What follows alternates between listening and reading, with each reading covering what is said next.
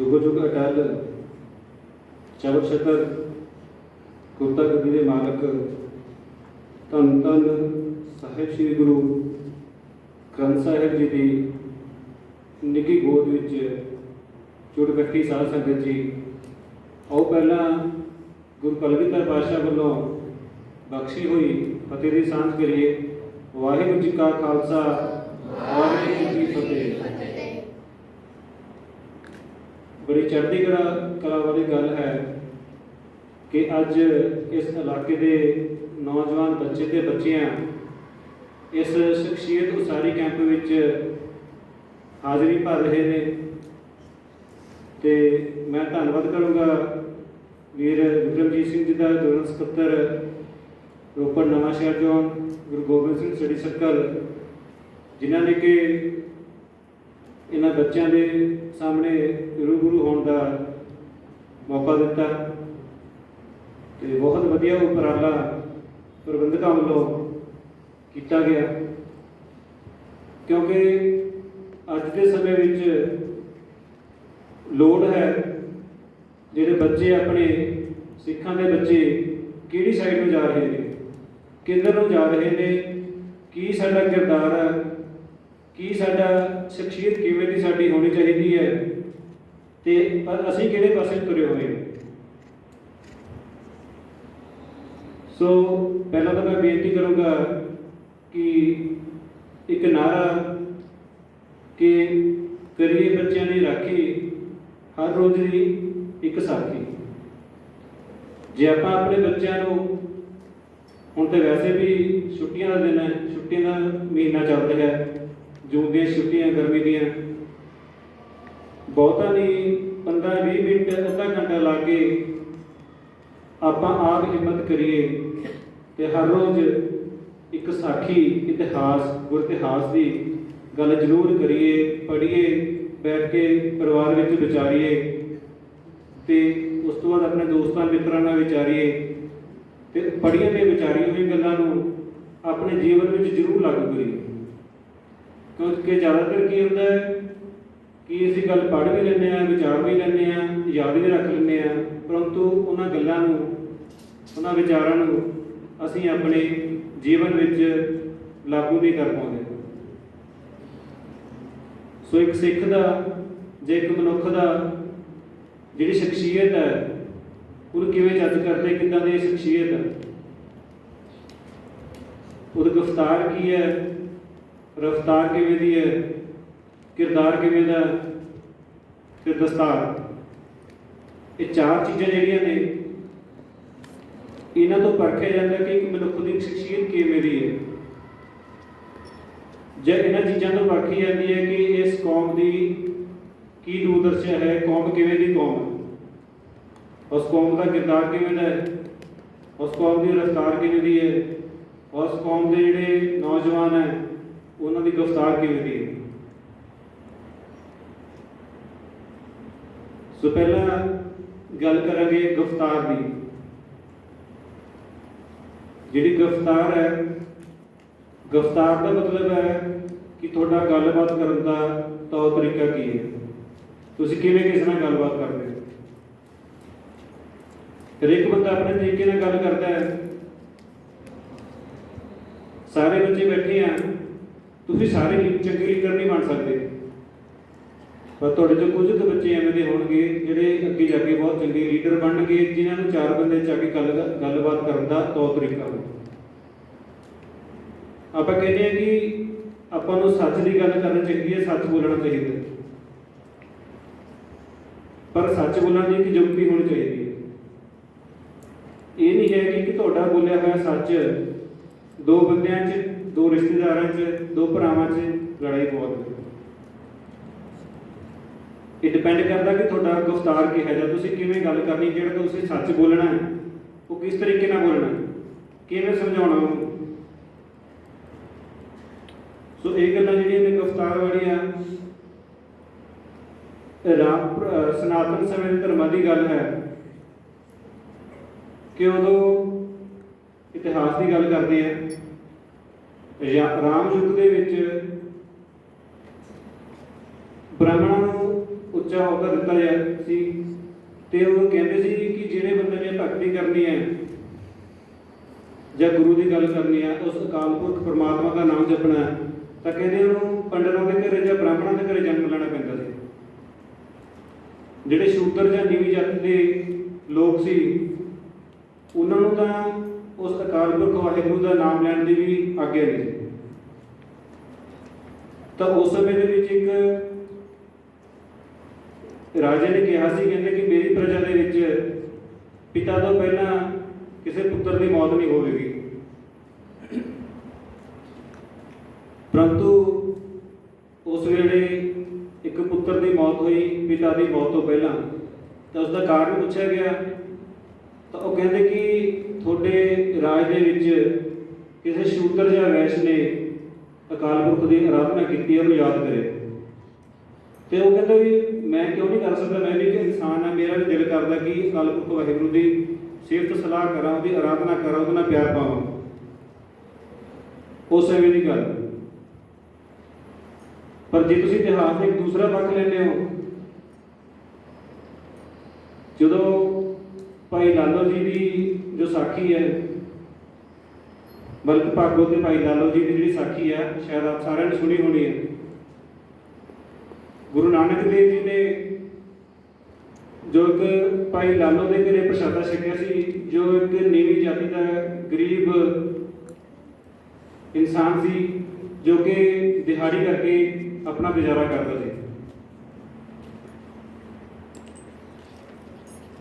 ਜੋ ਮਲਿਕ ਭਾਗੋ ਹੈ ਉਹ ਚਾਨਣਾ ਸ਼ੌਕਮਨ ਰਹਿੰਦਾ ਸੀ। ਉਹਨੇ ਪਤਾ ਨਹੀਂ ਕਿੰਨੇ ਪ੍ਰਕਾਰ ਦਾ ਜੋ ਪ੍ਰਸ਼ਾਦਾ ਹੈ ਉਹ ਤਿਆਰ ਕਰਵਾਇਆ ਸੀ। ਪਰ ਗੁਰੂ ਸਾਹਿਬ ਕੀ ਕਹਿੰਦੇ ਹੈ ਕਿ ਸਿੱਖ ਦੀ ਗ੍ਰਿਫਤਾਰ ਕਿਹੋ ਜਿਹੀ ਹੋਣੀ ਚਾਹੀਦੀ ਹੈ, ਗੱਲਬਾਤ ਕਰਨ ਦਾ ਤੌਰ ਤਰੀਕਾ ਕੀ ਹੈ ਕਿ ਹਰੇਕ ਜਾਤੀ ਦੇ ਹਰੇਕ ਵਰਗ ਦੇ ਇਨਸਾਨ ਨੂੰ ਪਿਆਰ ਕਰੋ। ਪਰ ਅੱਜ ਕੱਲ੍ਹ ਕੀ ਕਰਦੇ ਆਪਾਂ, ਕਿਸੇ ਮੰਤਰੀ ਦਾ ਬੁਲਾਵਾ ਆ ਜੇ, ਉਹ ਚਾਹੇ ਕਿਸੇ ਵੀ ਦੂਰ ਦਰਾਡੇ ਤੋਂ, ਮਤਲਬ ਮੰਤਰੀ ਨੇ ਆਪਣੇ ਪੀਏ ਨੂੰ ਕਹਿੰਦਾ, ਪੀਏ ਨੇ ਆਪਣੇ ਰਿਸ਼ਤੇਦਾਰ ਨੂੰ ਕਹਿੰਦਾ, ਚੌਥੇ ਪੰਜੇ ਥਾਵਾਂ 'ਚ ਤੁਹਾਡੇ ਘਰੇ ਕਾਰਡ ਪਹੁੰਚ ਗਿਆ ਨਾ ਮੰਤਰੀ ਦੇ ਕੋਈ ਕਿਸੇ ਫੰਕਸ਼ਨ ਦਾ, ਭੱਜੇ ਭੱਜੇ ਜਾਓਗੇ।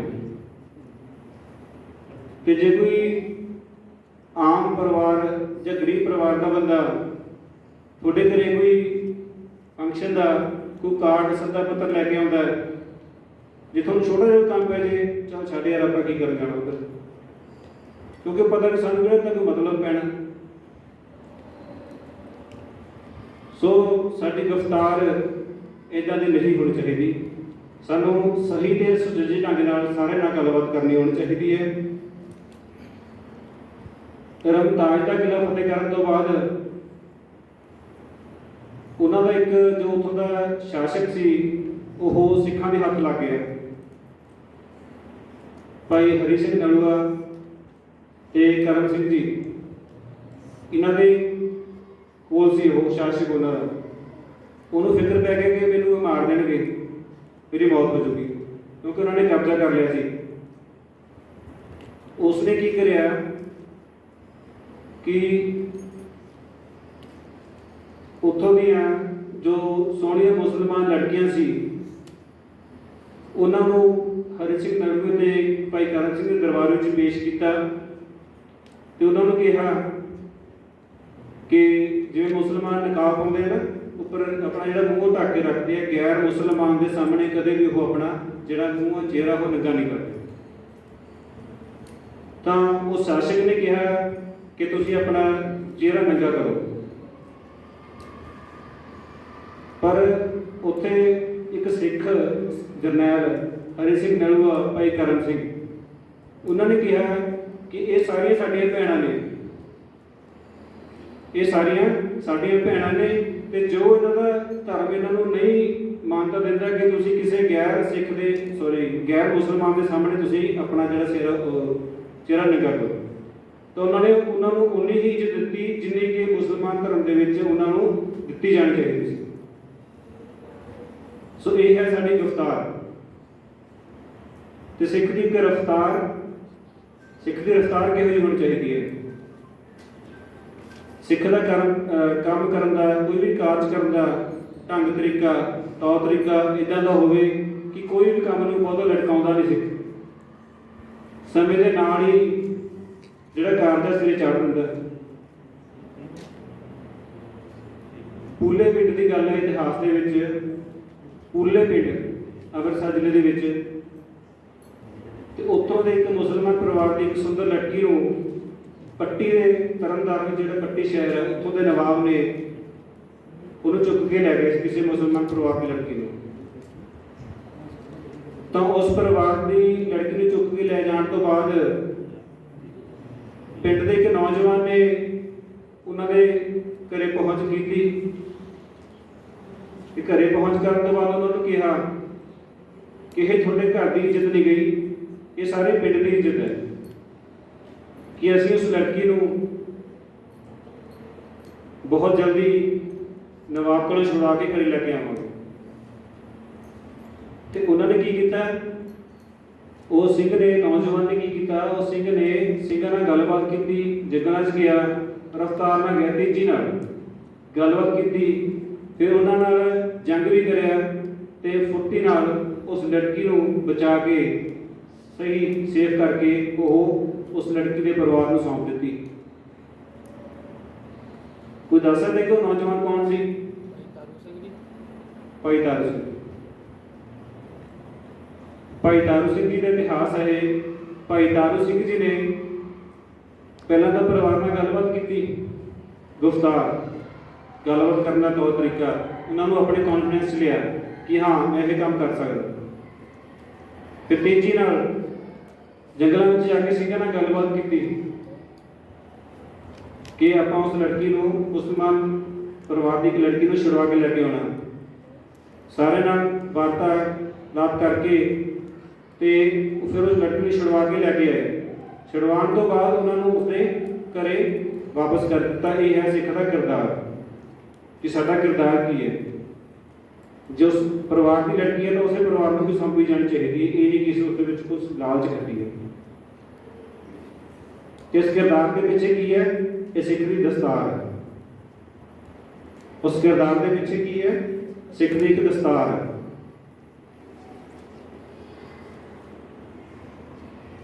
ਜੇ ਆਪਾਂ ਕਿਰਦਾਰ ਦੀ ਗੱਲ ਕਰੀਏ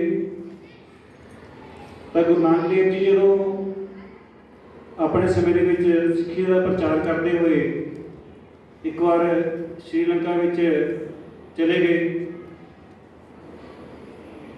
ਉੱਥੇ ਕਿਸੇ ਰਾਜੇ ਦੇ ਬਾਗ ਸੀ, ਉਸ ਬਾਗ ਦੇ ਵਿੱਚ ਬੈਠ ਗਏ ਜਾ ਕੇ, ਤੇ ਗੁਰੂ ਨਾਨਕ ਦੇਵ ਜੀ ਦੇ ਨਾਲ ਉਹਨਾਂ ਦਾ ਇੱਕ ਸਾਥੀ ਭਾਈ ਮਰਦਾਨਾ ਸੀ, ਜੋ ਕਿ ਬਹੁਤ ਹੀ ਸੁਰੀਲੀ ਰਬਾਬ ਵਜਾਉਂਦੇ ਸਨ,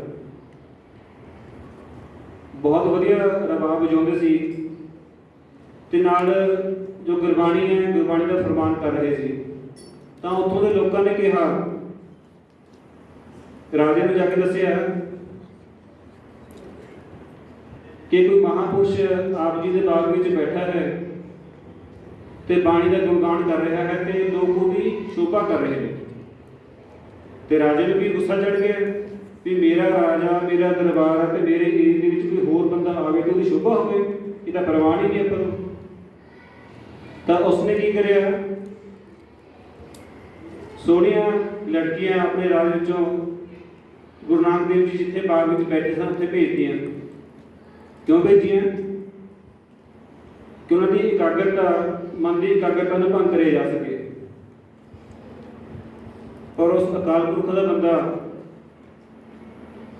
ਗੁਰੂ ਨਾਨਕ ਦੇਵ ਜੀ, ਜਦੋਂ ਉਹ ਇਸਤਰੀਆਂ ਉਸ ਬਾਗ ਵਿੱਚ ਆਈਆਂ, ਜੋ ਸਤਸੰਗ ਹੋ ਰਿਹਾ ਸੀ ਉਸ ਬਾਗ ਵਿੱਚ ਪਹੁੰਚੀਆਂ, ਤਾਂ ਗੁਰੂ ਨਾਨਕ ਦੇਵ ਜੀ ਨੇ ਉਹਨਾਂ ਨੂੰ ਪੁੱਤਰੀ ਕਹਿ ਕੇ ਸਨਮਾਨ ਕਰਿਆ ਵੀ ਇਹ ਮੇਰੇ ਪੁੱਤਰੀਆਂ ਨੇ।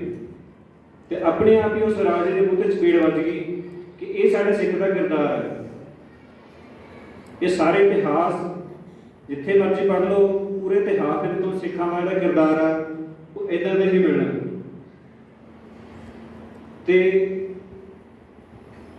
ਆਪ ਜੀ ਨੇ ਇੱਕ ਇਤਿਹਾਸ ਦੀ ਘਟਨਾ ਹੋਰ ਸਾਂਝੀ ਕਰਦਾ ਕਿ ਖਰਾਏ ਰੈਪਰ ਦੇ ਵਿੱਚ ਏਰੀਏ ਦੇ ਵਿੱਚ ਜਦੋਂ ਹਰੇ ਸਿੰਘ ਨਲੂਏ ਨੇ ਕਬਜ਼ਾ ਕੀਤਾ, ਮਤਲਬ ਇਹ ਉਹ ਏਰੀਆ ਸੀ ਜਿਸ ਵਿੱਚ ਵੀ ਹੋ ਕੇ ਕਿ ਭਾਰਤ ਤੇ ਹਿੰਦੁਸਤਾਨ ਦੇ ਜਿੰਨੇ ਵੀ ਹਮਲੇ ਹੋਏ ਆ ਉਸ ਏਰੀਏ ਤੋਂ ਹੋ ਕੇ ਆਏ ਆ ਤੇ ਤਾਂ ਹਮਲਾ ਹੋਇਆ। ਤਾਂ ਉਸ ਖਰਾਈ ਸੈਬਰ ਦਾ ਜੋ ਏਰੀਆ ਸੀ ਉਸ ਤੇ ਸਿੱਖ ਜਰਨੈਲ ਹਰੀ ਸਿੰਘ ਨਲੂਆ ਨੇ ਕਬਜ਼ਾ ਕੀਤਾ ਤੇ ਕਬਜ਼ਾ ਕਰਨ ਤੋਂ ਬਾਅਦ ਜਿਹੜਾ ਉੱਥੋਂ ਦਾ ਇੱਕ ਬਾਨਾ ਨਾਮ ਦੀ ਇੱਕ ਲੜਕੀ ਸੀ ਮੁਸਲਮਾਨ, ਉਹਦੀ ਇੱਕ ਇੱਛਾ ਸੀ ਦਿਲ ਦੀ ਕਿ ਮੈਂ ਆਪਣਾ ਜਿਹੜਾ ਨਿਕਾਹ ਹੈ ਉਹ ਇੱਕ ਜਰਨੈਲ ਨਾਲ ਕਰਾਉਣਾ ਹੈ ਜੋ ਕਿ ਬਹੁਤ ਬਹਾਦਰ ਹੋਵੇ, ਸ਼ਸਤਰ ਕਲਾ 'ਚ ਬਹੁਤ ਤੇਜ਼ ਹੋਵੇ, ਸ਼ਸਤਰ ਕਲਾ ਨੂੰ ਆਉਂਦੀ ਹੋਵੇ। ਤਾਂ ਉੱਥੋਂ ਦਾ ਇੱਕ ਮੁਸਲਮਾਨ ਸ਼ਾਸਕ ਸੀ ਤਾਂ ਆਪਣੇ ਆਪ ਨੂੰ ਸਮਝਦਾ ਸੀ ਕਿ ਮੇਰੇ ਤੋਂ ਬਹਾਦਰ ਜਰਨੈਲ ਕੋਈ ਹੈ ਹੀ ਦੁਨੀਆ ਤੇ, ਕਿ ਤਲਵਾਰਬਾਜ਼ੀ ਵਿੱਚ ਮੈਂ ਸਭ ਤੋਂ ਵੱਧ ਐਕਸਪਰਟ ਹਾਂ। ਤਾਂ ਜਦੋਂ ਕਿਸੇ ਪਹਾੜੀ ਪਿੱਛੇ ਲੁਕੇ ਉਸ ਨਾਲ ਉਹਦੀ ਮੰਗਣੀ ਹੋਈ ਸੀ ਉਸ ਲੜਕੀ ਨਾਲ, ਬਾਨਾ ਨਾਮ ਦੀ ਇੱਕ ਲੜਕੀ ਨਾਲ, ਤਾਂ ਕਿਸੇ ਪਹਾੜੀ ਪਿੱਛੇ ਲੁਕੇ ਹੋਏ ਸੀ ਉਹ। ਤਾਂ ਉਹਨੇ ਪੁੱਛਿਆ ਵੀ ਆਪਾਂ ਇਦਾਂ ਲੁਕ ਕੇ ਕਿਉਂ ਫਿਰ ਰਹੇ ਹਾਂ? ਉਹ ਕਹਿੰਦਾ ਹੌਲੀ ਬੋਲ, ਕਹਿੰਦਾ ਹਰੀ ਸਿੰਘ ਨਲੂਆ ਆ ਜਾਊਗਾ ਵੀ ਉਹਨੂੰ ਸੁਣ ਜੂਗੀ ਆਵਾਜ਼। ਤਾਂ ਉਹਨੇ ਪੁੱਛਿਆ ਵੀ ਇਹ ਹਰੀ ਸਿੰਘ ਨਲੂਆ ਕੌਣ ਹੈ? ਤਾਂ ਉਹਨੇ ਕਿਹਾ ਵੀ ਇਹ ਸਿੱਖ ਜਰਨੈਲ ਹੈ ਜਿਨ੍ਹਾਂ ਨੇ ਇੱਥੇ ਕਬਜ਼ਾ ਕਰਿਆ। ਤੇ ਕਹਿੰਦੀ ਫਿਰ ਤੂੰ ਡਰ ਕੇ ਕਿਉਂ ਭੱਜੀ ਜਾਂਦਾ? ਉਹਨੂੰ ਆਪਣੀ ਮੌਤ ਦਾ ਡਰ ਪਿਆ ਹੋਇਆ ਸੀ। ਤਾਂ ਉਸਨੇ ਕਿਹਾ ਕਿ ਤੂੰ ਤਾਂ ਇੱਕ ਡਰਪੋਕ ਇਨਸਾਨ ਹੈ, ਮੈਂ ਤੇਰੇ ਨਾਲ ਵਿਆਹ ਨਹੀਂ ਕਰਾ ਸਕਦੀ, ਮੈਂ ਤੇਰੇ ਨਾਲ ਨਿਕਾਹ ਨਹੀਂ ਕਰਾ ਸਕਦੀ, ਕਿਉਂਕਿ ਜੋ ਮੇਰੀ ਇੱਛਾ ਸੀ ਮੈਂ ਤਾਂ ਤੂੰ ਤਾਂ ਮੇਰੇ ਨਾਲ ਇਹ ਵਾਅਦਾ ਕਰਿਆ ਸੀ ਕਿ ਤੈਨੂੰ ਤਲਵਾਰਬਾਜ਼ੀ ਬਹੁਤ ਜ਼ਿਆਦਾ ਆਉਂਦੀ ਹੈ, ਸ਼ਸਤਰ ਕਲਾ ਸੰਪੂਰਨਾ ਤੋਂ, ਵੀ ਤੂੰ ਕਿਸੇ ਤੋਂ ਡਰਦਾ ਨਹੀਂ ਹੈ, ਪਰ ਤੂੰ ਤਾਂ ਡਰ ਕੇ ਭੱਜ ਰਿਹਾ ਹੈ। ਫਿਰ ਉਸ ਲੜਕੀ ਨੇ ਹਰੀ ਸਿੰਘ ਨਲੂਆ ਦੇ ਦਰਬਾਰ ਵਿੱਚ ਪਹੁੰਚ ਕੀਤੀ ਤੇ ਜਦੋਂ ਹਰੀ ਸਿੰਘ ਨਲੂਆ ਆਪਣਾ ਅੰਮ੍ਰਿਤ ਵੇਲੇ ਇਸ਼ਨਾਨ ਪਾਣੀ ਕਰਕੇ ਨਿਤਨੇਮ ਕਰਕੇ ਬੈਠੇ ਸਨ, ਜਦੋਂ ਉਹਨਾਂ ਨੇ ਅੱਖਾਂ ਖੋਲੀਆਂ ਤਾਂ ਥੋੜੀ ਦੇਰ ਬਾਅਦ ਉਹ ਜੋ ਮੁਸਲਮਾਨ ਬਾਨਾ ਨਾਮ ਦੀ ਇੱਕ ਲੜਕੀ ਸੀ ਤਾਂ ਹਰੀ ਸਿੰਘ ਨਲੂਏ ਦੇ ਦਰਬਾਰ ਵਿੱਚ ਪਹੁੰਚੀ। ਤਾਂ ਹਰੀ ਸਿੰਘ ਨਲੂਏ ਨੇ ਕਿਹਾ ਉਸਨੂੰ ਆਪਣੀ ਧੀ ਬਣਾ ਕੇ, ਹਾਂਜੀ ਪੁੱਤਰੀ ਤੁਹਾਨੂੰ ਕੀ ਚਾਹੀਦਾ ਹੈ? ਤਾਂ ਉਸ ਲੜਕੀ ਨੇ ਕਿਹਾ ਕਿ ਤੁਸੀਂ ਸਾਡੇ ਘਰ ਨੂੰ ਕਿਉਂ ਲੁੱਟਿਆ, ਮਤਲਬ ਇਸ ਏਰੀਏ ਤੁਸੀਂ ਕਾਬਜ਼ ਕਿਉਂ ਹੋਏ? ਤਾਂ ਹਰੀ ਸਿੰਘ ਨਲੂਏ ਦਾ ਜਵਾਬ ਸੀ ਕਿ ਅਸੀਂ ਕਿਸੇ ਦਾ ਘਰ ਨਹੀਂ ਲੁੱਟਿਆ, ਅਸੀਂ ਆਪਣੇ ਘਰ ਦੀ ਰਾਖੀ ਕੀਤੀ ਹੈ। ਅਸੀਂ ਕਿਸੇ ਦਾ ਘਰ ਨਹੀਂ ਲੁੱਟਿਆ, ਅਸੀਂ ਆਪਣੇ ਘਰ ਦੀ ਰਾਖੀ ਕੀਤੀ ਹੈ। ਸੋ ਹੋਰ ਵੀ ਗੱਲਾਂ ਬਾਤਾਂ ਹੋਈਆਂ ਤਾਂ ਉਸਨੇ ਦੱਸਿਆ ਕਿ ਉਸ ਲੜਕੀ ਨੇ ਕਿਹਾ, ਇੱਕ ਪ੍ਰਪੋਜ਼ਲ ਦਿੱਤਾ, ਇੱਕ ਫਰਮਾਨ ਦਿੱਤਾ ਕਿ ਮੈਂ ਆਪ ਇਸ ਨਾਲ ਵਿਆਹ ਕਰਾਉਣਾ ਚਾਹੁੰਦੀ ਹਾਂ ਤੇ ਆਪ ਜੀ ਵਰਗਾ ਇੱਕ ਪੁੱਤਰ ਆਪਣੀ ਕੁੱਖੋਂ ਜੰਮਣਾ ਚਾਹੁੰਦੀ ਹੈ। ਤਾਂ ਹਰੀ ਸਿੰਘ ਨਲੂਏ ਨੂੰ ਗੁੱਸਾ ਆਇਆ, ਉਹਦੀ ਅੱਖਾਂ ਗੁੱਸੇ ਨਾਲ ਲਾਲ ਹੋ ਗਈਆਂ। ਉਹਨੇ ਕਿਹਾ ਵੀ ਮਤਲਬ ਮੈਂ ਤਾਂ ਇੱਕ ਪੁੱਤਰ ਹੀ ਕਹਿ ਕੇ ਸਨਮਾਨ ਕਰ ਰਿਹਾ ਤੇ ਇਹ ਮੈਨੂੰ ਦੂਸਰੇ ਗਲਤ ਤਰੀਕੇ ਨਾਲ ਕਹਿ ਰਹੀ ਹੈ ਵੀ ਮੇਰੇ ਨਾਲ ਵਿਆਹ ਕਰਾ ਲੈ। ਤਾਂ ਉਸਨੇ ਮਨਾ ਕਰ ਦਿੱਤਾ। ਤਾਂ ਉਹ ਲੜਕੀ ਵਾਪਸ ਚਲੀ ਗਈ ਤੇ ਗੇਟ ਕੋਲ ਪਹੁੰਚੀ ਤਾਂ ਰੋ ਰਹੀ ਸੀ। ਤਾਂ ਸ਼ੁਰੂ ਵਿੱਚ ਆ ਕੇ ਵੀ ਇੱਕ ਗੱਲ ਪੁੱਛੀ ਵੀ ਤੁਸੀਂ ਕੌਣ ਹੋ? ਉਹਨਾਂ ਨੇ ਕਿਹਾ ਸੀ ਕਿ ਅਸੀਂ ਗੁਰੂ ਨਾਨਕ ਦੇ ਸਿੱਖ ਹਾਂ, ਹਰੀ ਸਿੰਘ ਨਲੂਆ। ਤਾਂ ਜਾਂਦੀਆਂ ਦੀ ਉਸ ਲੜਕੀ ਨੇ ਕਿਹਾ ਕਿ ਮੈਂ ਤਾਂ ਸੁਣਿਆ ਸੀ ਕਿ ਗੁਰੂ ਨਾਨਕ ਦੇ ਦਰਬਾਰ ਵਿੱਚ ਕੋਈ ਖਾਲੀ ਹੱਥ ਜਾਂਦਾ ਨਹੀਂ, ਪਰ ਮੈਂ ਤਾਂ ਖਾਲੀ ਹੱਥ ਜਾ ਰਹੀ। ਤਾਂ ਇਹ ਗੱਲ ਸੁਣ ਕੇ ਹਰੀ ਸਿੰਘ ਨਲੂਏ ਨੇ ਕਿਹਾ ਵੀ ਖੜ ਜਾ, ਰੁਕ ਜਾਓ।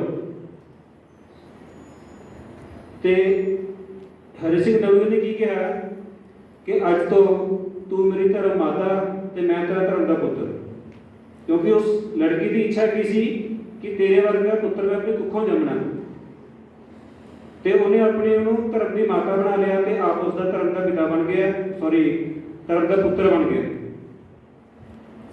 ਸੋ ਇਹ ਹੈ ਇੱਕ ਸਿੱਖ ਦਾ ਕਿਰਦਾਰ, ਸਿੱਖ ਜਰਨੈਲ ਦਾ ਕਿਰਦਾਰ ਕਿ ਇੱਕ ਔਰਤ ਨੇ ਕੁਝ ਏਦਾਂ ਦਾ ਫਰਮਾਨ ਦਿੱਤਾ ਕਿ ਮੇਰਾ ਵਿਆਹ ਕਰਾ ਲਾ, ਪਰ ਉਸਨੇ ਉਸਨੂੰ ਇਸ ਨਿਗਾਹ ਨਾਲ ਦੇਖਿਆ ਸੀ ਕਿ ਮੇਰੀ ਪੁੱਤਰੀ ਹੈ। ਤਾਂ ਆਪ ਉਹਨਾਂ ਦੇ ਪੁੱਤਰ ਬਣ ਕੇ ਤੇ ਉਹਨਾਂ ਨੂੰ ਆਪਣੀ ਧਰਮ ਦੀ ਮਾਤਾ ਬਣਾਇਆ। ਤਾਂ ਅੱਜ ਦੇ ਯੁੱਗ ਵਿੱਚ ਆਪਾਂ ਦੇਖ ਲਓ ਕਿੱਥੇ ਖੜੇ ਆ। ਇਹ ਹੈ ਸਿੱਖ ਦਾ ਕਿਰਦਾਰ। ਭਾਈ ਘਨੱਈਆ ਜੀ ਜਦੋਂ ਜੰਗਾਂ ਦੇ ਮੈਦਾਨ ਵਿੱਚ ਭਾਈ ਘਨੱਈਆ ਜੀ ਨੇ ਜਿਹੜੇ ਮੁਸਲਮਾਨ ਫੱਟੜ ਹੋਏ ਸਨ ਉਹਨਾਂ ਨੂੰ ਤਾਂ ਪਾਣੀ ਪਿਲਾ ਰਹੇ ਸੀ ਭਾਈ ਘਨੱਈਆ ਜੀ, ਪਰ ਜਿਹੜੇ ਸਿੱਖ ਤੰਦਰੁਸਤ ਸਨ ਪਰ ਪਿਆਸੇ ਸੀ ਉਹਨਾਂ ਤੋਂ ਪਹਿਲਾਂ ਉਹ ਜ਼ਖਮੀਆਂ ਨੂੰ ਪਾਣੀ ਪਿਲਾ ਰਹੇ ਸੀ। ਤਾਂ ਉਹਨਾਂ ਨੇ ਗੁਰੂ ਸਾਹਿਬ ਕੋਲ ਸ਼ਿਕਾਇਤ ਕੀਤੀ ਸਿੱਖਾਂ ਨੇ ਕਿ ਇਹ ਭਾਈ ਘਨੱਈਆ ਦਾ ਆਪਣੇ ਮੁਸਲਮਾਨਾਂ ਨੂੰ ਜਿਹੜੇ ਉਹਨਾਂ ਦਾ ਪਾਣੀ ਪਿਲਾ ਰਹੇ ਦੁਸ਼ਮਣਾਂ ਨੂੰ, ਤੇ ਆਪਣੇ ਜਿਹੜੇ ਸਿੱਖ ਨੇ ਉਹਨਾਂ ਨੂੰ ਪਾਣੀ ਨਹੀਂ ਪਿਲਾ ਰਹੇ। ਤਾਂ ਭਾਈ ਘਨੱਈਆ ਨੇ ਬਹੁਤੀ ਗੱਲ ਨਹੀਂ ਕਹੀ। ਉਹ ਕਹਿੰਦੇ ਗੁਰੂ ਸਾਹਿਬ ਨੂੰ ਕਹਿੰਦੇ ਜੋ ਜੋ ਦਿਸਿਆ ਸੋਈ ਤੇਰਾ ਰੂਪ, ਕਹਿੰਦੇ ਕਿ ਜਿਹਦੇ ਵੱਲ ਮੈਂ ਦੇਖਦਾ ਮੈਨੂੰ ਤਾਂ ਤੁਸੀਂ ਉਹ ਦੇਖਦੇ ਹੋ ਹਰੇਕ ਦੇ ਵਿੱਚ, ਫਿਰ ਮੈਂ ਉਹਨੂੰ ਕਿਵੇਂ ਪਾਣੀ ਪਿਲਾਉਣ ਤੋਂ ਮਨਾ ਕਰ ਸਕਦਾ। ਤਾਂ ਗੁਰੂ ਸਾਹਿਬ ਨੇ ਵੀ ਇਹੀ ਕਿਹਾ ਕਿ ਹਰੇਕ ਲੋਕਾਂ ਦੀ ਮਦਦ ਕਰੋ। ਤੁਹਾਡਾ ਜਿਹੜਾ ਹਿਰਦਾ ਨਾ ਉਹ ਬਿਲਕੁਲ ਪਾਣੀ ਵਾਂਗੂ ਸਾਫ਼ ਹੋਣਾ ਚਾਹੀਦਾ। ਇਹ ਨਹੀਂ ਹੈ ਕਿ ਤੁਸੀਂ ਕਿਸੇ ਨਾਲ ਵਿਚਾਰ ਵਟਾਂਦਰਾ ਕਰੋ, ਮਤਲਬ ਨਿਰਪੱਖ ਹੋ ਕੇ ਗੱਲ ਕਰੋ। ਜੋ ਸੇਵਾ ਕਰਨੀ ਹੈ ਨਿਰਪੱਖ ਹੋ ਕੇ ਕਰੋ। ਆਪਣੇ ਦਿਲ ਦੇ ਵਿੱਚ ਕਿਸੇ ਪ੍ਰਤੀ ਕੋਈ ਵੈਰ ਵਿਰੋਧ ਨਾ ਰੱਖੋ। ਜੋ ਤੁਸੀਂ ਸੇਵਾ ਕਰ ਰਹੇ ਹੋ ਉਹਨੇ ਇਹ ਨਹੀਂ ਦੇਖਿਆ ਕਿ ਦੁਸ਼ਮਣ ਹੈ ਕਿ ਸਾਡਾ ਸਾਥੀ ਹੈ। ਭਾਈ ਘਨੱਈਆ ਜੀ ਨੇ ਸੋ ਸਾਨੂੰ ਵੀ ਇਹ ਜਿਹੇ ਸਿੱਖ ਜਰਨੈਲਾਂ ਤੋਂ ਸਿੱਖ ਇਤਿਹਾਸ ਤੋਂ ਸਿੱਖਿਆ ਲੈਣੀ ਚਾਹੀਦੀ ਹੈ ਕਿ ਜਿਹੜੀ ਸੇਵਾ ਹੈ ਨਿਰਪੱਖ ਹੋ ਕੇ ਨਿਰਵੈਰ ਤਰੀਕੇ ਨਾਲ ਸੇਵਾ ਕਰਨੀ ਚਾਹੀਦੀ ਹੈ। ਸਾਨੂੰ ਕਿਸੇ ਨਾਲ ਵੈਰ ਨਹੀਂ ਕਮਾਉਣਾ ਚਾਹੀਦਾ। ਤੇ ਜੇ ਆਪਾਂ ਦਸਤਾਰ ਦੀ ਗੱਲ ਕਰੀਏ, ਇਹ ਦਸਤਾਰਾਂ ਸਾਨੂੰ ਐਵੇਂ ਨਹੀਂ ਮਿਲੀਆਂ ਹੋਈਆਂ। ਦਸਤਾਰਾਂ ਸਾਨੂੰ ਇਦਾਂ ਨਹੀਂ ਮਿਲੀਆਂ। ਸਾਨੂੰ ਪਤਾ ਛੋਟੇ ਸਾਹਿਬਜ਼ਾਦਿਆਂ ਨੇ ਕੀ ਕੁਛ ਤਸ਼ੱਦਦ ਕੀਤਾ ਹੈ ਸੂਬੇ ਦੇ ਸਰਹੰਦ ਸੂਬੇ ਨੇ। ਬੜੇ ਲਾਲਚ ਦਿੱਤੇ, ਬੜੇ ਤਸੀਹੇ ਦਿੱਤੇ ਕਿ ਕੇਸ ਕਤਲ ਕਰਵਾ ਦਿਓ, ਦਸਤਾਰ ਲਾ ਦਿਓ, ਮੁਸਲਮਾਨ ਬਣ ਜਾਓ। ਪਰ ਨਹੀਂ। ਕਿੰਨੀ ਸੀ ਉਮਰ? 7 ਤੇ 9 ਸਾਲ ਦੀ ਉਮਰ ਸੀ। ਆਪਣੇ ਚ ਮਿਲਾ ਇੱਥੇ ਕੋਈ 7 ਤੇ 9 ਸਾਲ ਦਾ ਬੱਚਾ ਬੈਠਾ ਵੀ ਨਹੀਂ ਹੋਣਾ, ਸਾਰੇ ਵੱਡੇ ਹੈ। ਕੀ ਕਾਰਨ ਸੀ? ਘਰ ਪਰਿਵਾਰ ਵੱਲੋਂ ਮਾਤਾ ਗੁਜਰ ਕੌਰ ਜੀ, ਦਾਦੀ ਉਹਨਾਂ ਦੀ ਬੱਚਿਆਂ ਦੀ, ਉਹਨਾਂ ਦੀਆਂ ਸਿੱਖਿਆਵਾਂ, ਪਿਤਾ ਗੁਰੂ ਗੋਬਿੰਦ ਸਿੰਘ ਜੀ ਉਹਨਾਂ ਦੀਆਂ ਸਿੱਖਿਆਵਾਂ, ਉਹਨਾਂ ਦੇ ਜੀਵਨ ਤੋਂ ਸੇਧ, ਨਿਤਨੇਮ ਦੇ ਧਾਰਨੀ, ਬਾਣੀ ਪੜ੍ਹਨੀ, ਸ਼ਸਤਰ ਵਿਦਿਆ ਲੈਣੀ, ਉਹ ਉਹਨਾਂ ਦਾ ਜੀਵਨ ਸੀ ਸਾਹਿਬਜ਼ਾਦਿਆਂ ਦਾ। ਤਾਂ ਇਸੇ ਗੱਲ ਕਰਕੇ ਉਹਨਾਂ ਨੇ ਕੌਮਾਂ ਦੀ ਈਨ ਨਹੀਂ ਮੰਨੀ। ਉਹ ਕਹਿੰਦੇ ਸਿਰ ਜਾਵੇ ਤਾਂ ਜਾਵੇ ਪਰ ਸਿੱਖੀ ਸਿੱਧ ਨਾ ਜਾਵੇ। ਤੇ ਉਹੀ ਭਾਈ ਤਾਰੂ ਸਿੰਘ ਜੀ ਜਿਨ੍ਹਾਂ ਨੇ ਦਸਤਾਰ ਦੀ ਖਾਤਰ ਆਪਣੀ ਖੋਪੜੀ ਲਹਾ ਦਿੱਤੀ ਸੀ। ਭਾਈ ਤਾਰੂ ਸਿੰਘ ਜੀ ਦਸਤਾਰ ਦੀ ਖਾਤਰ, ਕੇਸਾਂ ਦੀ ਖਾਤਰ ਆਪਣੀ ਖੋਪੜੀ ਲਹਾ ਦਿੱਤੀ ਸੀ, ਪਰ ਕੇਸ ਨਹੀਂ ਕਤਲ ਕਰਾਏ ਉਹਨਾਂ ਨੇ। ਏਦਾਂ ਹੀ ਇੱਕ ਜੰਗ ਦੇ ਮੈਦਾਨ ਦੇ ਵਿੱਚੋਂ ਇੱਕ ਰਾਜਾ ਵਿਛੜਦਾ ਜੰਗਲਾਂ ਵਿੱਚ ਭਟਕ ਰਿਹਾ ਸੀ। ਇੱਕ ਰਾਜਾ ਜੰਗਲ ਵਿੱਚ ਘੁੰਮ ਰਿਹਾ ਸੀ ਤੇ ਉਸਨੂੰ ਬਹੁਤ ਪਿਆਸ ਲੱਗੀ ਸੀ, ਭੁੱਖਾ ਸੀ, ਕਿਉਂਕਿ ਜੰਗ ਦੇ ਮੈਦਾਨ ਚੋਂ ਹਾਰ ਗਿਆ ਸੀ। ਪਰ ਉਹ ਕਹਿੰਦਾ ਮੈਂ ਨੀਂਦ ਨਹੀਂ ਮੰਨੀ, ਕਿਸੇ ਅੱਗੇ ਸਿਰ ਨਹੀਂ ਝੁਕਾਇਆ ਉਹਨੇ। ਤੇ ਭਟਕਦਾ ਉਹ ਜੰਗਲਾਂ 'ਚ ਆ ਗਿਆ। ਜੰਗਲ ਦੇ ਵਿੱਚ ਉਹ ਤਲਾਸ਼ ਕਰ ਰਿਹਾ ਸੀ ਕਿ ਮੈਨੂੰ ਕੁਝ ਖਾਣ ਨੂੰ ਜਾਂ ਮੈਨੂੰ ਕੁਝ ਪੀਣ ਨੂੰ ਮਿਲ ਜਾਵੇ। ਪਰ ਕੀ ਹੋਇਆ ਕਿ ਇੱਕ ਆਦਮੀ ਜੋ ਬੱਕਰੀਆਂ ਚਾਰ ਰਿਹਾ ਸੀ ਉਸ ਦੇ ਨਾਲ ਮੁਲਾਕਾਤ ਹੋਈ। ਤਾਂ ਉਹਨੇ ਕਿਹਾ ਕਿ ਮੈਨੂੰ ਪਾਣੀ ਜਾਂ ਕੁਝ ਪਿਲਾ ਦਿਓ। ਤਾਂ ਉਸ ਆਦਮੀ ਨੇ ਦੁੱਧ ਪਿਲਾਇਆ ਸੀ ਉਸ ਰਾਜੇ ਨੂੰ। ਦੁੱਧ ਪੀਣ ਤੋਂ ਬਾਅਦ ਰਾਜੇ ਨੇ ਪਹਿਲਾਂ ਕਿਹਾ ਸੀ ਕਿ ਜੋ ਤੂੰ ਮੇਰੀ ਮਦਦ ਕਰੇਗਾ ਤਾਂ ਜੋ ਤੂੰ ਮੰਗੇਗਾ ਮੈਂ ਤੈਨੂੰ ਮੂੰਹ ਮੰਗਿਆ ਇਨਾਮ ਦਊਂਗਾ, ਵੀ ਜੋ ਤੂੰ ਮੰਗੇਗਾ ਮੈਂ ਤੈਨੂੰ ਦੇ ਦੂੰਗਾ। ਤਾਂ ਉਸ ਬੱਕਰੀਆਂ ਚਾਰਨ ਵਾਲੇ ਨੇ ਉਸ ਤੋਂ ਬਾਅਦ ਰਾਜੇ ਨੂੰ ਕਿਹਾ, ਉਸ ਨੂੰ ਪਤਾ ਨਹੀਂ ਸੀ ਕਿ ਰਾਜਾ ਹੈ। ਉਸਨੇ ਕਿਹਾ ਕਿ ਹੁਣ ਮੈਨੂੰ ਕੁਝ ਬਣਦਾ ਮਾਨ ਸਨਮਾਨ, ਜੇ ਮੈਂ ਤੁਹਾਨੂੰ ਦੁੱਧ ਪਿਲਾਇਆ ਤਾਂ ਮੈਨੂੰ ਮੇਰੀ ਮਦਦ ਕਰੋ, ਮੈਨੂੰ ਕੁਝ ਪੈਸਾ ਟਕਾ ਕੁਝ ਦਿਓ। ਉਹ ਕਹਿੰਦਾ ਮੇਰੇ ਕੋਲ ਤਾਂ ਕੁਝ ਹੈ ਨਹੀਂ। ਤਾਂ ਉਹਨੇ ਕਿਹਾ, ਕਹਿੰਦਾ ਤੇਰੀ ਦਸਤਾਰ ਦੇਖ ਕੇ ਤਾਂ ਇਹ ਲੱਗ ਰਿਹਾ ਕਿ ਤੂੰ ਕੋਈ ਰਾਜਾ ਹੈ, ਕੋਈ ਛੋਟੀ ਮੋਟੀ ਹਸਤੀ ਤੂੰ ਹੈ ਨਹੀਂ, ਕਿ ਬਹੁਤ ਸੋਹਣੀ ਦਸਤਾਰ ਸਜਾਈ ਹੋਈ ਸੀ, ਬੜੀ ਮਹਿੰਗੀ ਦਸਤਾਰ ਸਜਾਈ ਹੋਈ ਸੀ, ਸੋਹਣੀ ਦਸਤਾਰ ਸਜਾ ਰੱਖੀ ਸੀ ਉਸਨੇ। ਤਾਂ ਉਹਨੇ ਕਿਹਾ ਅੱਜ ਨਹੀਂ, ਕਹਿੰਦਾ ਕਿ ਮੈਨੂੰ ਆਪਣੀ ਦਸਤਾਰ ਦੇ ਦਿਓ। ਤਾਂ ਉਸ ਰਾਜੇ ਨੂੰ ਸੋਚਾਂ ਵਿੱਚ ਪੈ ਗਿਆ ਕਿ ਇਹਨੇ ਤਾਂ ਮੈਨੂੰ ਦਸਤਾਰ ਮੰਗ ਲਈ। ਚਲੋ ਉਸਨੇ ਕਿਹਾ ਕਿ ਮੈਂ ਇਨਸਾਨ ਨਾਲ ਵਾਅਦਾ ਕਰਿਆ ਸੀ ਕਿ ਜੇ ਤੂੰ ਮੈਨੂੰ ਪਾਣੀ 'ਚ ਦੁੱਧ ਪਿਲਾਏਂਗਾ ਤਾਂ ਤੈਨੂੰ ਮੈਂ ਮੂੰਹ ਮੰਗੀ ਚੀਜ਼ ਦਊਂਗਾ। ਫਿਰ ਉਸ ਰਾਜੇ ਨੇ ਦਸਤਾਰ ਆਪਣੀ ਦੇਣ ਤੋਂ ਪਹਿਲੇ ਇੱਕ ਉਸਨੂੰ ਗੱਲ ਆਖੀ ਕਿ ਇਹ ਦਸਤਾਰ ਮੈਂ ਤੈਨੂੰ ਦੇ ਰਿਹਾ, ਪਰ ਇਹ ਦਸਤਾਰ ਜਿਹੜੀ ਹੈ ਨਾ ਦਿੱਲੀ ਦੀ ਹਕੂਮਤ ਅੱਗੇ ਜਾਂ ਕਿਸੇ ਹੋਰ ਅੱਗੇ ਝੁਕਣੀ ਨਹੀਂ ਚਾਹੀਦੀ, ਜਿਸ ਕਰਕੇ ਇਹ ਦਸਤਾਰ ਮੈਂ ਤੈਨੂੰ ਤਾਂ ਦਊਂਗਾ ਜੇ ਤੂੰ ਮੇਰੇ ਨਾਲ ਵਾਅਦਾ ਕਰੇਗਾ ਕਿ ਇਹ ਦਸਤਾਰ ਅੱਜ ਤੋਂ ਬਾਅਦ ਕਦੇ ਕਿਸੇ ਅੱਗੇ ਝੁਕੇਗੀ ਨਹੀਂ। ਤਾਂ ਉਸਨੇ ਵਾਅਦਾ ਕਰਿਆ ਤੇ ਉਸ ਰਾਜੇ ਨੇ ਆਪਣੀ ਦਸਤਾਰ ਜਿਹੜੀ ਹੈ ਉਸ ਬੱਕਰੀ ਚਾਰ ਵਾਲੇ ਦੇ ਦਿੱਤੀ ਸੀ। ਤਾਂ ਜਦੋਂ ਉਹ ਸ਼ਹਿਰ ਦੇ ਵਿੱਚ ਇੰਨੀ ਦਸਤਾਰ ਸਜਾ ਕੇ ਘੁੰਮ ਰਿਹਾ ਸੀ ਤਾਂ ਮੌਕੇ ਦੇ ਬਾਦਸ਼ਾਹ ਨੂੰ ਪਤਾ ਲੱਗ ਗਿਆ ਇਸ ਗੱਲ ਦਾ, ਤੇ ਬਾਦਸ਼ਾਹ ਨੇ ਉਸ ਆਦਮੀ ਨੂੰ ਕਿਹਾ, ਉੱਥੇ ਤੱਕ ਸੁਨੇਹਾ ਭੇਜਿਆ ਕਿ ਦਸਤਾਰ ਲੈ ਕੇ ਦਰਬਾਰ ਵਿੱਚ ਹਾਜ਼ਰ ਹੋਵੋ। ਤਾਂ ਆਦਮੀ ਨੂੰ ਪਤਾ ਸੀ ਕਿ ਜੇ ਮੈਂ ਦਰਬਾਰ ਵਿੱਚ ਜਾਊਂਗਾ ਤਾਂ ਮੈਨੂੰ ਸਿਰ ਝੁਕਾਉਣਾ ਪੈਣਾ, ਜੇ ਮੈਂ ਸਿਰ ਝੁਕਾ ਗਿਆ ਤਾਂ ਉਸ ਇਨਸਾਨ ਨੇ ਕੀਤਾ ਹੋਇਆ ਮੇਰਾ ਵਾਅਦਾ ਜਿਹੜਾ ਅਧੂਰਾ ਰਹਿ ਜਾਊਗਾ ਕਿ ਇਹ ਦਸਤਾਰ ਪਹਿਨ ਕੇ, ਇਹ ਦਸਤਾਰ ਸਜਾ ਕੇ ਤੂੰ ਕਦੇ ਕਿਸੇ ਅੱਗੇ ਸਿਰ ਨਹੀਂ ਝੁਕਾਉਣਾ। ਤਾਂ ਉਸ ਆਦਮੀ ਨੇ ਕੀ ਕੀਤਾ, ਆਪਣੇ ਪੁੱਤਰ ਨੂੰ ਕਿਹਾ ਕਿ ਮੇਰਾ ਸਿਰ ਜਿਹੜਾ ਧਰਮ ਨਾਲੋਂ ਜੁਦਾ ਕਰ ਦੇ। ਇੱਕ ਵਾਰ ਤਾਂ ਬਹੁਤ ਘਬਰਾ ਗਿਆ ਉਸ ਆਦਮੀ ਦਾ ਪੁੱਤਰ ਕਿ ਬਾਪੂ ਜੀ ਤੁਸੀਂ ਇਹ ਕੀ ਕਹਿ ਰਹੇ ਹੋ ਕਿ ਮੈਂ ਤੁਹਾਡਾ ਸਿਰ ਧਰਮ ਨਾਲੋਂ ਜੁਦਾ ਕਿਵੇਂ ਕਰ ਦਵਾਂ। ਤਾਂ ਫਿਰ ਉਸਨੇ ਸਾਰੀ ਗੱਲ ਦੱਸੀ। ਤਾਂ ਜਿਹੜਾ ਆਦਮੀ ਸੀ ਉਹ ਆਪ ਰਾਜੇ ਦੇ ਦਰਬਾਰ ਵਿੱਚ ਨਹੀਂ ਸੀ ਗਿਆ, ਕਿਉਂਕਿ ਉਸਨੂੰ ਪਤਾ ਸੀ ਜੇ ਮੈਂ ਗਿਆ ਤਾਂ ਮੈਨੂੰ ਸਿਰ ਝੁਕਾਉਣਾ ਪਊਗਾ, ਜੇ ਸਿਰ ਝੁਕਿਆ ਮਤਲਬ ਦਸਤਾਰ ਝੁਕੀ। ਤਾਂ ਉਸਨੇ ਆਪਣੇ ਪੁੱਤਰ ਤੋਂ ਆਪਣਾ ਸਿਰ ਕਲਮ ਕਰਾ ਕੇ ਜਿਹੜਾ ਵੱਡੇ ਹੋਏ ਸਿਰ ਸੀ ਉਹ ਰਾਜੇ ਦਰਬਾਰ ਵਿੱਚ ਭੇਜਤਾ। ਇਹ ਹੈ ਸਾਡੀ ਦਸਤਾਰ। ਇਦਾਂ ਦੀ ਇਹ ਦਸਤਾਰ ਦੀ ਕੀਮਤ ਇਹ ਹੈ, ਇਹ ਦਸਤਾਰ ਤੋਂ ਇਦਾਂ ਮਿਲੀ ਹੋਈ ਹੈ, ਸੋ ਇਸ ਨੂੰ ਸਾਂਭੀਏ ਆਪਾਂ। ਅੱਜ ਕੱਲ੍ਹ ਦੇ ਜੋ ਕਲਾਕਾਰ ਨੇ ਕਿਵੇਂ ਦੇ ਗਾਣੇ ਗਾਉਂਦੇ ਦਸਤਾਰਾਂ ਦੇ, ਦਸਤਾਰਾਂ ਦਾ ਕਿਰਦਾਰ 18ਵੀਂ ਸਦੀ ਵਿੱਚ ਇਦਾਂ ਦਾ ਸੀ ਕਿ ਰਾਤ ਬਰਾਤੇ ਜਿਹੜੇ ਮਰਜ਼ੀ ਸਮੇਂ ਦੇ ਵਿੱਚ ਦਸਤਾਰ ਵਾਲਾ ਇਨਸਾਨ ਕਿਸੇ ਗੈਰ ਸਿੱਖ ਦੇ ਘਰੇ ਵੀ ਜਾਂਦਾ ਸੀ ਨਾ ਤਾਂ ਉਹਨੂੰ ਕਹਿੰਦੇ ਸੀ ਆ ਜਾਓ ਘਰੇ ਆ ਜਾਓ, ਤੇ ਉਹਦਾ ਮਤਲਬ ਇਹ ਹੁੰਦਾ ਸੀ ਕਿ ਇਹ ਰਾਤ ਹੁਣ ਸਾਡੇ ਲਈ ਸੁਖਾਵੀਂ ਲੱਗੂਗੀ, ਅਸੀਂ ਸੁਰੱਖਿਅਤ ਹਾਂ, ਇਹ ਮਹਿਸੂਸ ਕਰਦੇ ਸੀ। ਤੇ ਅੱਜ ਕਹਿੰਦੇ ਆ ਕੇ ਪੱਕਾ ਪੋਚਮਿਆਂ ਵਾਲੇ।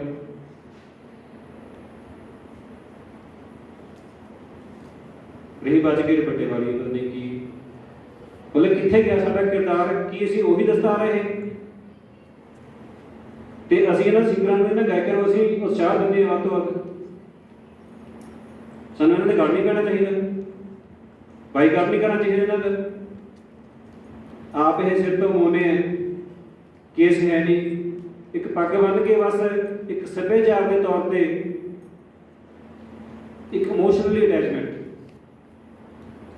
ਵੀ ਅਸੀਂ ਸਰਦਾਰ। ਇਹ ਹੈ ਸਰਦਾਰ ਦਾ ਕਿਰਦਾਰ। ਸਰਦਾਰ ਇਦਾਂ ਦੇ ਹੁੰਦੇ। ਤੇ ਦਸਤਾਰ ਸਾਡੀ ਇਦਾਂ ਦੀ ਹੈ, ਇੱਕ ਸਿੱਖ ਕੌਮ ਹੀ ਹੈ ਜਿਹੜੀ ਦਸਤਾਰ ਨੂੰ ਸਿਰ ਦਾ ਤਾਜ ਮੰਨ ਕੇ ਜੀਵਨ ਜਿਉਂਦੀ ਹੈ। ਇਹ ਸਿੱਖ ਕੌਮ ਹੈ ਜਿਹੜੀ ਦਸਤਾਰ ਨੂੰ ਸਿਰ ਤੇ ਸਜਾ ਕੇ ਇੱਕ ਤਾਜ ਦੇ ਤੌਰ ਤੇ ਆਪਣਾ ਜੀਵਨ ਜਿਉਂਦੀ ਹੈ। ਔਰੰਗਜ਼ੇਬ ਬਾਦਸ਼ਾਹ ਨੇ ਜਦੋਂ ਕਿਹਾ ਸੀ ਨਾ ਕਿ ਸਿਰ ਤੇ ਕਲਗੀ ਨਹੀਂ ਲਾਉਣੀ, ਸਿਰ ਤੇ ਦਸਤਾਰ ਨਹੀਂ ਸਜਾਉਣੀ, ਤਾਂ ਗੋਬਿੰਦ ਸਿੰਘ ਪਾਤਸ਼ਾਹ ਨੇ ਉਸ ਟਾਈਮ ਸਿਰ ਤੇ ਦਸਤਾਰ ਵੀ ਸਜਾਈ ਸੀ ਤੇ ਕਲਗੀ ਵੀ ਲਾਈ ਸੀ।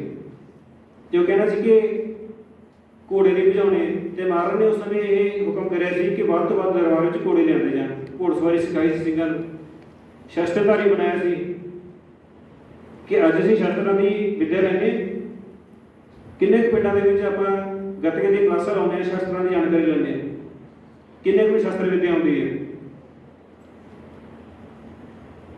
ਕਿਹੜੇ ਪਾਸੇ ਤੁਰੇ ਅਸੀਂ? ਗਾਣਿਆਂ ਵੱਲ ਤੁਰ ਪਏ ਅਸੀਂ, ਮੋਬਾਈਲਾਂ ਵੱਲ ਹੋ ਗਏ ਜ਼ਿਆਦਾ। ਅਸੀਂ ਆਪਣੇ ਇਤਿਹਾਸ ਨੂੰ ਭੁੱਲ ਰਹੇ ਹਾਂ।